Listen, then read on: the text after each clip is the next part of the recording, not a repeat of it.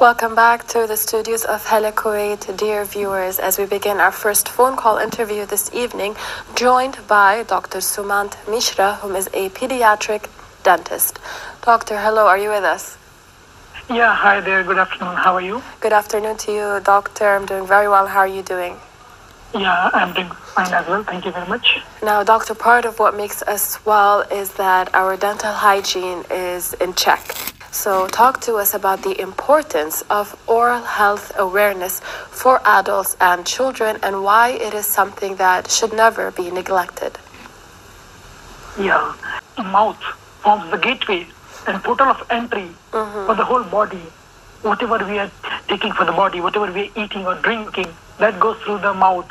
So if the mouth is healthy, all the structures inside the mouth, teeth, tongue, soft tissues, hard tissues, everything of the mouth is healthy, then the health of the whole body is reflected on that. So it's very essential, not only for chewing the food, also for speaking and some of the words and while talking. Also, the face value, appearance, some of the teeth forms the cornerstone of mouth and facial beauty, as well as when we realize the importance when the wrinkled lips or sagging lips happen. And also, the main important thing is there is an association between the systemic conditions, the health of the whole body and the health of the mouth.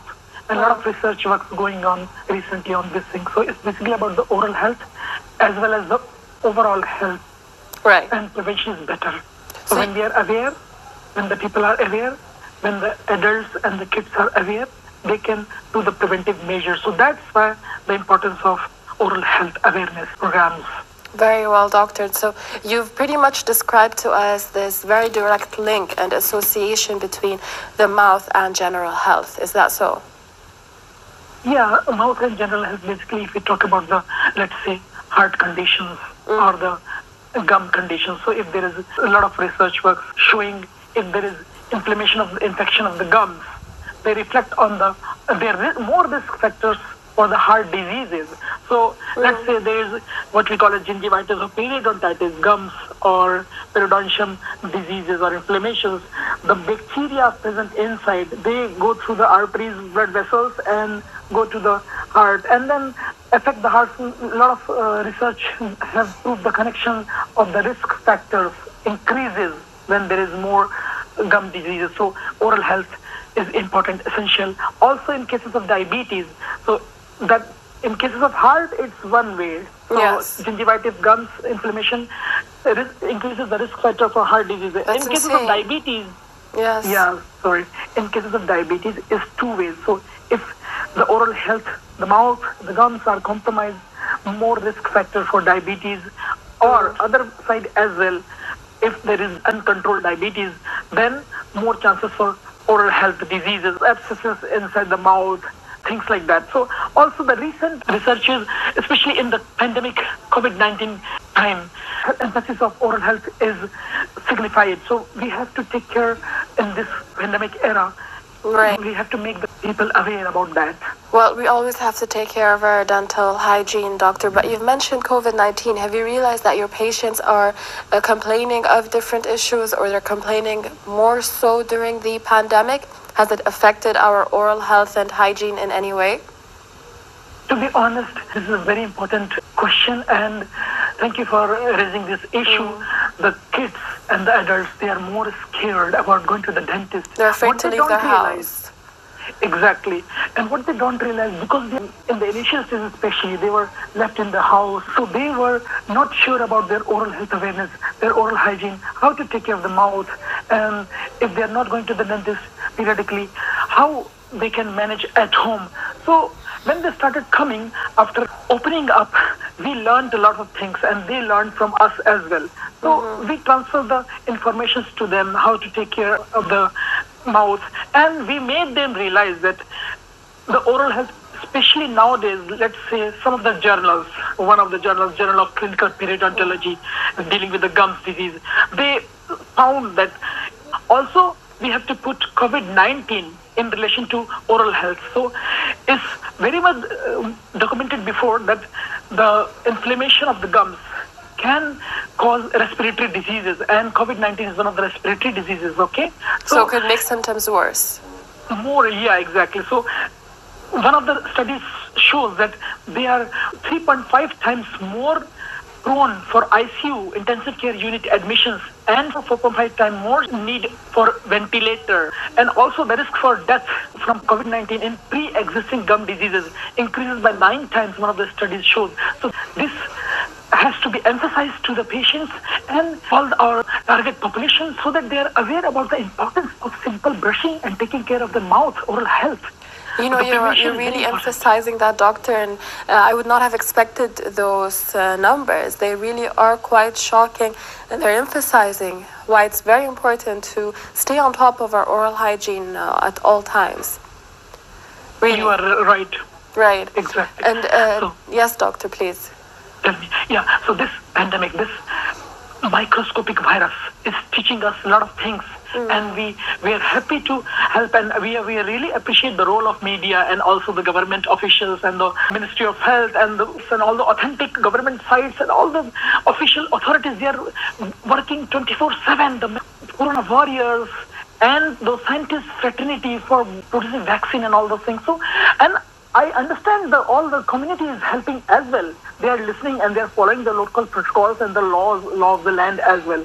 And the role of media is very essential because you are doing extra efforts to convey this message to the general public as well. So really appreciate. Thank you, doctor. And we appreciate you joining us this evening. So if we were to break down the most important aspects of great oral hygiene, what would that entail? Brushing your teeth, how many times a day would you say? American Dental Association, ADA, recommends brushing minimum twice a day, morning and evening, night before sleeping, after meals. Is there a maximum number of times? Because people can also overdo it. Yeah, they can overdo it, but depends on the frequency of sugar intake, especially the kids. So if they're taking more, especially the sticky food, sticky chocolates and all those things which get stuck in the mouth, especially the back teeth for the kids, and the milk teeth more prone for cavities, caries, so the frequency can rise.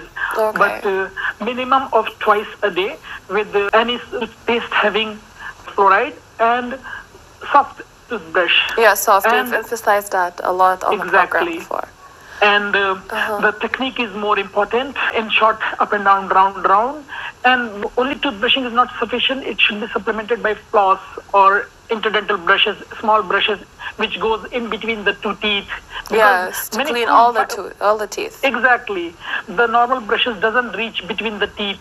So these flosses go between the teeth. And many of the fibers we eat, fibers of the, like let's say chicken or mutton or non-veggies, or skin for the fruits like apple peel, skin of the apple goes between the teeth and doesn't come out with the normal toothbrushes. Okay. So we use floss and mouthwash sometimes, and basically reduce the frequency of sugar intake, especially for the kids. I understand this very We have Ramadan coming up. Yes, that's going to be very difficult. Exactly. So if you give them sugar, try to limit to the meal times, or if they insist of doing those fizzy drinks and all those things, give them with the meal so the damaging effects get neutralized with the meal. And also either use the straw, so they drink with the straw so it goes directly inside rather than damaging the teeth. Brushing before sleeping is very important. Technique of brush is very important. With flossing, of course.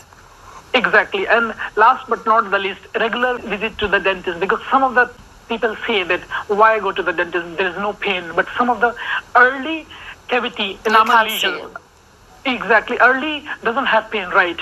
So early lesions go ignored, neglected. So if they delay it because there is no pain, it might reach the pulp and deepest layer, and then more appointments are needed and more challenging protocols and procedures. So rather than waiting till that stage, why not do in the initial stage, because the earlier the better and more best chances for prognosis and saving the tooth.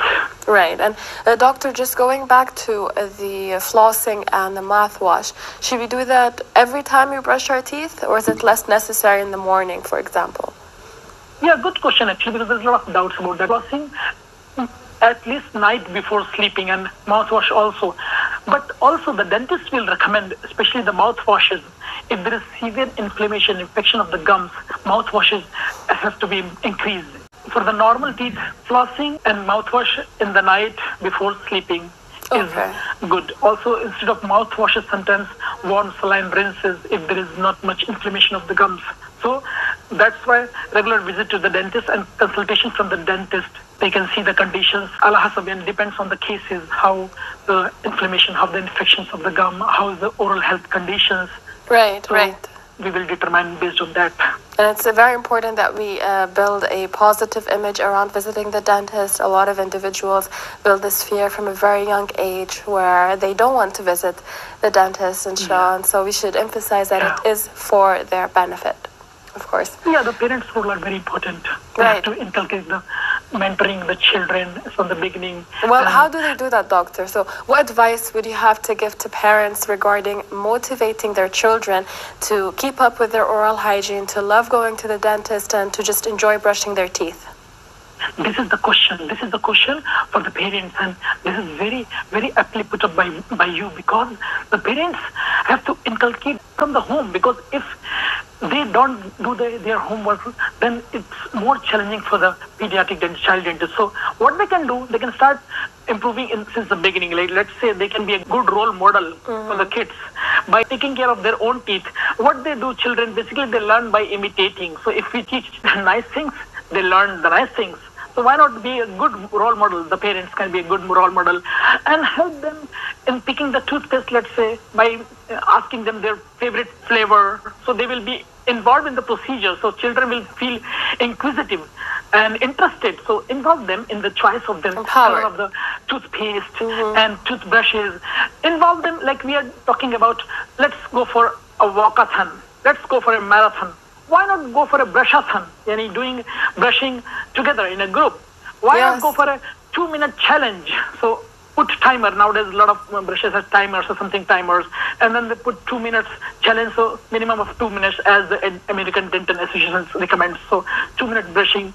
And monitor child's how they, assisting and supervising the brushing and flossing of the kids, because kids many times are incompetent to brush, and then schedule their brushing times, and let's say play some songs so that they child-friendly songs or give the children some exactly. Right. Praise the children for their oral efforts, give them rewards, the sticker or gold chart on it, let's say something, and then also talk to them about the nutrition and oral health. Foods to include like vegetables and fruits and milk and all those cheese. Also a lot of amount of water rather than fizzy drinks, yogurt, or juice. Foods to avoid cookies, cakes, and all those things, sugary frequency. Exactly.